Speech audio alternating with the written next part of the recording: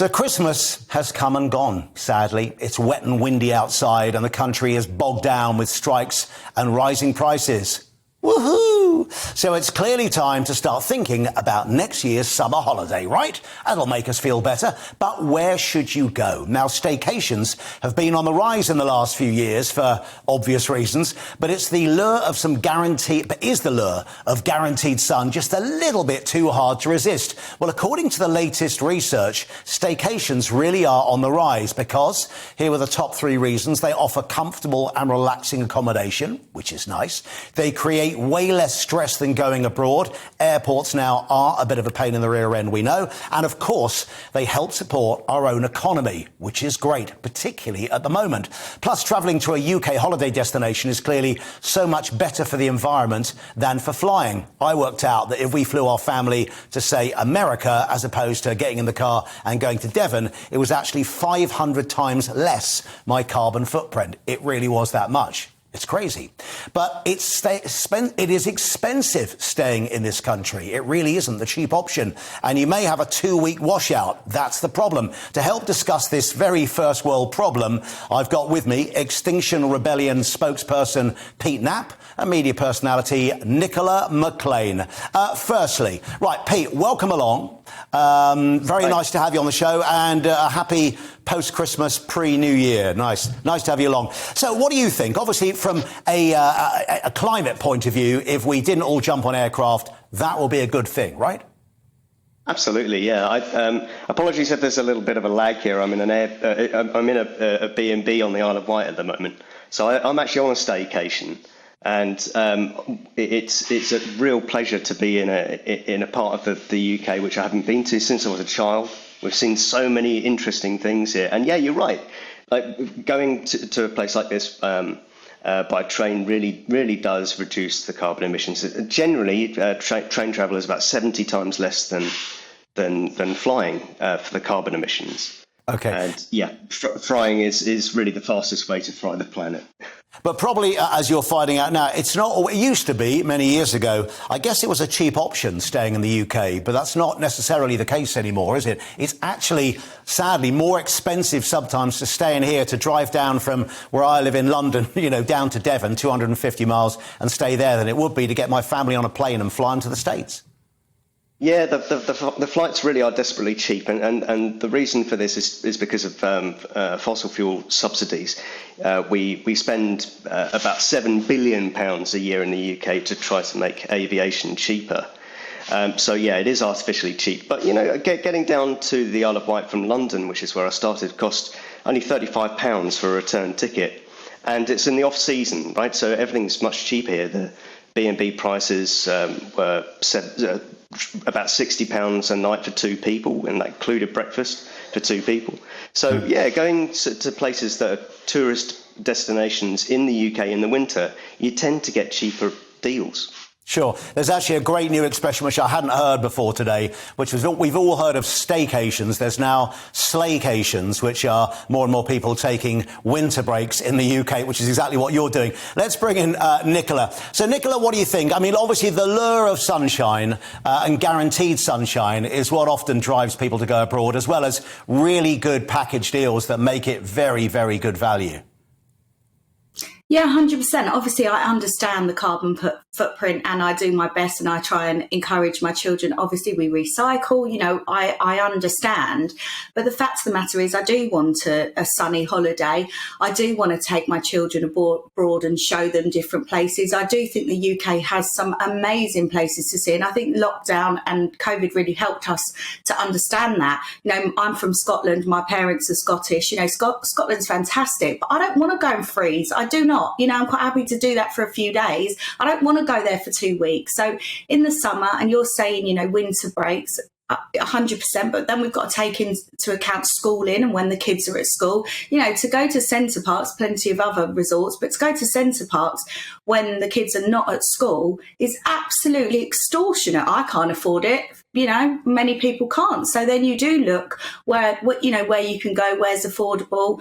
And yeah, I do want some sun, and I'm aware that, that sounds selfish, and so be it. We have to make we make sacrifices constantly as humans, as mums, as parents, as whatever. And we, obviously, as I say, I'm aware of the carbon footprint, but I'm going to go away and find some sun in the summer, 100%.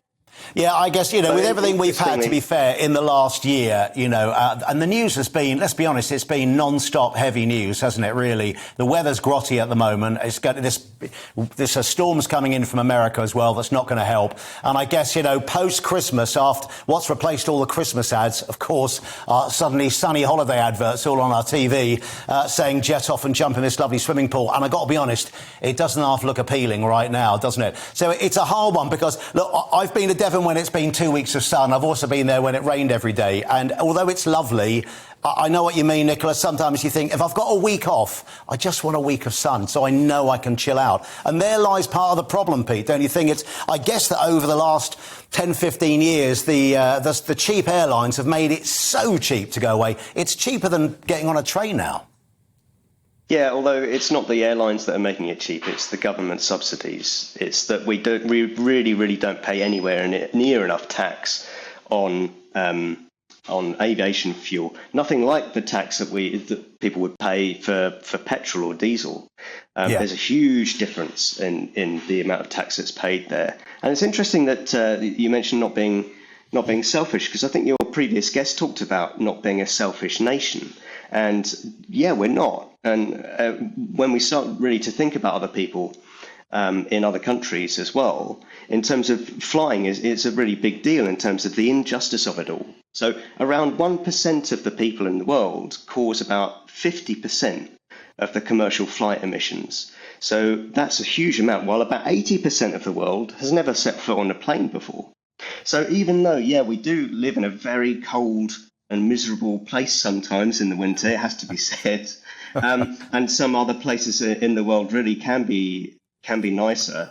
I guess it's seeing the value, seeing the benefit of spending time with your family in a cottage and playing games and doing things where it's not so important to be on a sunbed in the winter, when we can do that in the summer and in our country during the summer holidays, perhaps. Yeah, it's interesting looking at some of what consumers liked about the experience of UK holidays, by the way. And Nicola, what do you think about this? OK, firstly, they say there's a little bit of nostalgia because maybe when we were a bit younger, we may have gone on more holidays, depending on how old you are, to the UK. That's one of the main reasons. More than a third of people named fish and chips on the beach, and more than a fifth, 22%, said that building sandcastles was their favourite staycation memory. I guess, look, you can do this abroad as well, but it's funny, those quintessentially British things. We didn't even mention donkey rides there, did we? Thank goodness. But no. Look, we can still have a lovely modern holiday in the UK. But I guess you always have to pack the sort of raincoat just in case in the wellies, don't you? Yeah, you do. I lived in Swansea for a long period of time. It's beautiful. The beaches are stunning. I love that place. I like to go back and visit. I'm not going to go there on a 2-week holiday. I'm just not going to do it.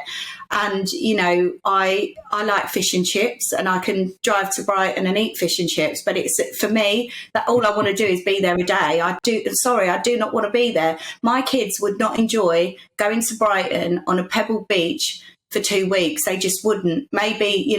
Maybe I have selfish children. Maybe I'm a very selfish person. Are you never going to get on a plane again and go abroad? Where, I don't know if you have children. I want my children to see the world. I want them to see things that they can't see in this country. I never went abroad as a child. I'm so fortunate that I can do that for my kids, and I will be doing it. And I don't feel bad about it. I genuinely really don't. Right. I mean, I have got 3 kids. One's, 21, 20 and 16. Oh, no, Pete, OK. No, and I guess... I'm sure you would go abroad. No, I have been abroad many times. I do love it. But I have to say, my kids' favourite summer holiday genuinely is, can we go to Devon, please? Because if you're lucky with the weather, you kind of think sometimes, and it is all... I suppose that you have to add in that expression, if the weather's good, it can be the greatest holiday you'll ever had, but it could be a wet washout. It's not, and it's a washout. Yeah, it's interesting, Pete. You could probably give me some facts on this. It's interesting. In 2021, just so we all know what we're talking about, UK residents took 19.1 million trips overseas, which is 79% less than 2 years earlier. Now, obviously, there was this thing called COVID that got in the way, and I guess it meant that we all decided to stay at home. One thing I noticed, and I know the air quality during lockdown and when the planes stopped flying, it did increase or become much better very quickly, which I was quite staggered at how quickly it had got better. You probably know the facts and figures of that way more than me, Pete. Yeah, there are some places in the world where that was really pronounced. In India, for example, the air quality there was much better when especially coal-fired power stations shut down. But here, in terms of the air quality, my research group at Imperial actually works on the air pollution created from aviation. And if you live around an airport, then as soon as the research comes out, which should be in the next year or two, the house prices around airports, they'll plummet because the air pollution that airplanes create, ultrafine air particulate pollution, is seriously terrible. And around airports, this is a really big health hazard. And It's something which we're learning more about now, but it's something which the airline industry really is trying to sweep under the rug. Now, one thing I've noticed here, Pete, and Nicola, you might be thinking this too, that if you said to me the words Extinction Rebellion, obviously it's been in the news maybe for all the wrong of reasons in the last couple of years and sort of irritating people. If we can discuss things like this, it all seems to be so much better. And hopefully maybe you have slightly different tactics for your organisation next year. Because I always kind of think sitting in a traffic jam at the M25 when someone's glued to the road, that doesn't help air quality either, does it? But maybe this is the way we have to do it. We have to get round tables and discuss stuff. And I suppose somehow educate us all, really, that maybe we don't need to jump on that £29 EasyJet flight to Barcelona because it's cheaper than actually jumping on a train going to London for the weekend. Yeah, the expense is a really big issue, especially with the cost of living. We all really are trying to reduce our expenditure. And when flights to south of Spain are so desperately cheap, it is very, very tempting. I can totally understand it. But we have to be aware also that about 1 gallon of fuel per second is burnt in an aeroplane. And that is just totally crazy when you think about it like that, right? So, in terms of our carbon emissions and not being a selfish nation, GBNews watchers are going to be the most patriotic of all, and thinking about supporting our local businesses in the summer and in the winter really should be our top priority in terms of keeping our economy afloat as well. Nicola, can I ask, when was the last time you did take a staycation? Probably during lockdown, but where will you be heading off next summer? So in the summer, I'll definitely go abroad, for sure. But I do go, actually, we're going to watch Swansea play on the 29th. So me and my husband and the two boys will go down and watch Swansea play football because we love Swansea, and we'll stay over and we'll have a really nice time. But 2 nights will be more than enough for me when it's, piddling down with rain, and I will look forward to hopping on a plane and going to somewhere hot. All right. Well, Nicola, thank you very much for joining us. Enjoy that holiday. And Pete, thank you. Enjoy your time in the Isle of Wight. Very nice to talk to you both. Thank you very much for coming on. Thank you very much. All right. Really appreciate it.